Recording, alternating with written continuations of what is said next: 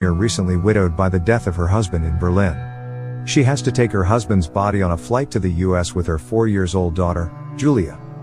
To help her with her anxiety, Kyle takes pills as prescribed by her doctor. The next morning, it is snowing outside. A taxi is waiting for them to take them to the airport. While at the airport, Kyle loses Julia. She panics. She sees strangers, couples, foreigners, adults. But nobody kid-sized. She turns again. There's Julia, over by a sundry stand. With an angry tone, she advises her not to wander around without her permission. Kyle and Julia will soon board a plane that Kyle helped design. They are the first to enter the cabin. Julia looks out her window. Then she steams that window up with her breath and draws a little heart in the steam with her finger, a tiny, clumsy heart. Then Kyle takes a nap. Awakening from her nap, she realizes that Julia has disappeared from her seat. Kyle tries to ask other passengers, but none of the passengers recall seeing her. A flight attendant suggests that Julia might be playing with children of her age. Kyle walks down the aisle, trying to find her, but still no sign of Julia.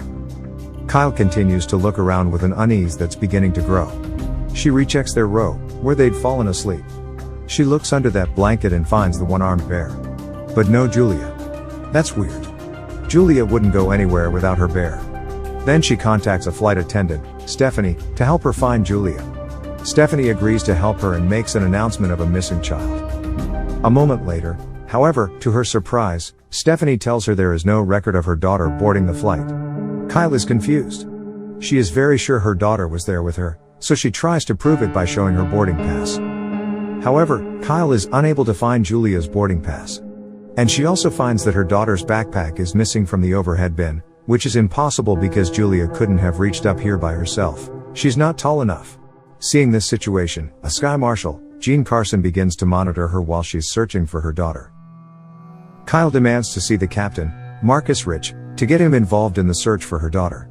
Hearing that there's no record of her daughter boarding the flight, the captain asks if Kyle is under any medication right now. Kyle says that she was taking sleeping pills to help her with anxiety due to her husband's death. Kyle further reveals that her husband died falling from their roof 6 days ago, which she refuses to believe was suicide. The captain and the other crew members suspect that Kyle has become unhinged by her husband's death and has imagined bringing her daughter aboard. Kyle insists on looking for Julia from nose to tail. Captain Rich reluctantly agrees and orders the crew members to do a thorough search. The lights in the cabin are turned on. An announcement is made to all passengers not to leave their seats. Stephanie goes down to the avionics section, looking around, but still no 4-year-old girls. While Pratt is busy searching, she sees an Egyptian. She confronts him as she recognizes him from somewhere. She tries to remember, but her brain's too scrambled right now. Kyle then asks the captain to look for Julia in the cargo hold. Captain Rich doesn't allow that, and angrily states that there are hundreds of passengers on this flight who are not receiving any attention at the moment because all flight attendants are busy conducting a search for a child that none of them believe was ever on board. Kyle doesn't take it well. She then runs to the Egyptian. She accuses the man of kidnapping her daughter, as she now remembers that she saw him last night, staring into her daughter's bedroom. The man is annoyed at being accused. Then, he shows proof of receipt of the hotel where he lived, which is nowhere near her apartment. Then, chaos ensues. Kyle forces the man to confess. They fight. Carson, who is fed up with her behavior, states that her husband's death makes more sense now. A couple of hours with her, and even he is ready to jump. Not long after, Captain Marcus receives a wire from the hospital in Berlin that says Julia was with her father when he fell off the roof and also died of internal injuries. Now, the crew believes she is delusional. Kyle furiously denies it. She is very sure that Julia is still alive and still on the plane. Carson now feels that Kyle is a threat by making up such a story, so he handcuffs her and keeps her in her seat. A therapist, Lisa, approaches and tries to console her, causing Kyle to doubt her own sanity. She now begins to accept her daughter's death. However, she then notices that a heart Julia had drawn earlier on the window next to her seat is real. Kyle becomes increasingly convinced that something weird is going on. She then convinces the therapist to let her use the bathroom. Instead of doing so, she climbs into the upper compartment and sabotages the aircraft's electronics, deploying the oxygen masks and interrupting lighting. All passengers and crew start to panic, but Carson realizes that Kyle is the one behind this. She uses the chaos to take a dumbwaiter to the lower freight deck. She finds her husband's casket there. She unlocks David's casket, suspecting Julia is inside, but finds only her husband's body. And nothing else. Carson finds her, puts her in handcuffs, and escorts her back, announcing that the flight is making an emergency stopover at Goose Bay Airport, where she will be taken into custody.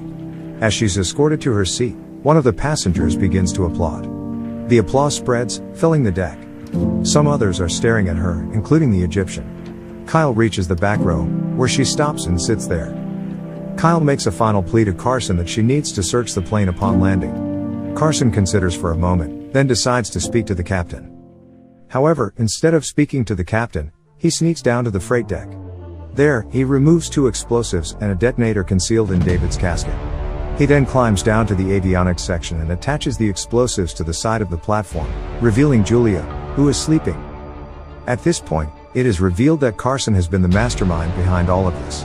Carson and Stephanie have conspired to hijack the aircraft for a $50 million ransom and frame Kyle due to her knowledge of the plane. They abducted Julia to force Kyle to unlock the casket where he placed the explosives and detonator. Carson tells the captain that Kyle is a hijacker and threatens to blow up the aircraft unless the airline transfers $50 million into a bank account. Carson then tells an unnerved Stephanie that he intends to blow up the plane, killing the unconscious Julia, and leave Kyle dead with the detonator in her hand. Kyle still couldn't believe everything that has happened. She anxiously looks out of the window as the plane is about to land.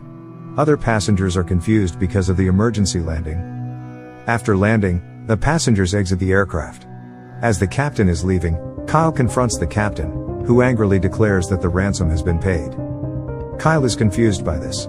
Soon, she realizes that all this is Carson's doing. He uses the situation to twist the truth and makes it look as if Kyle is a terrorist.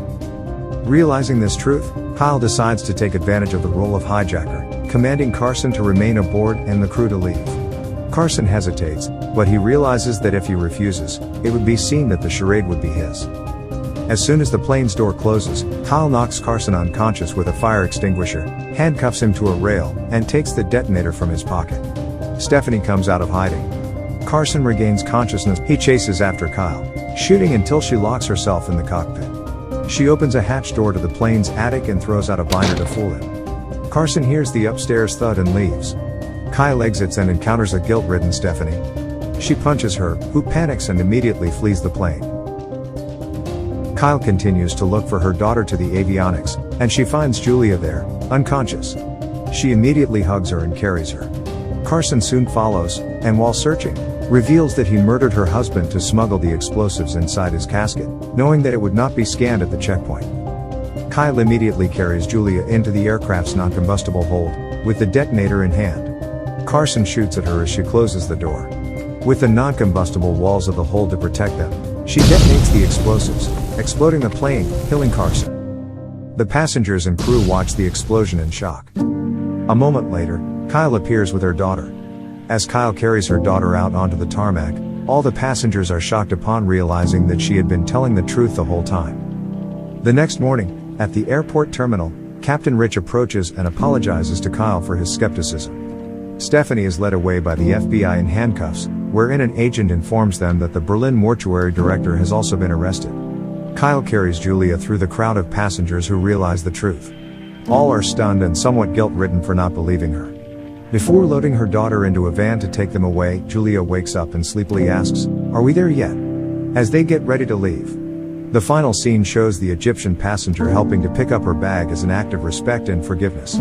That's the ending of the movie Flight Plan.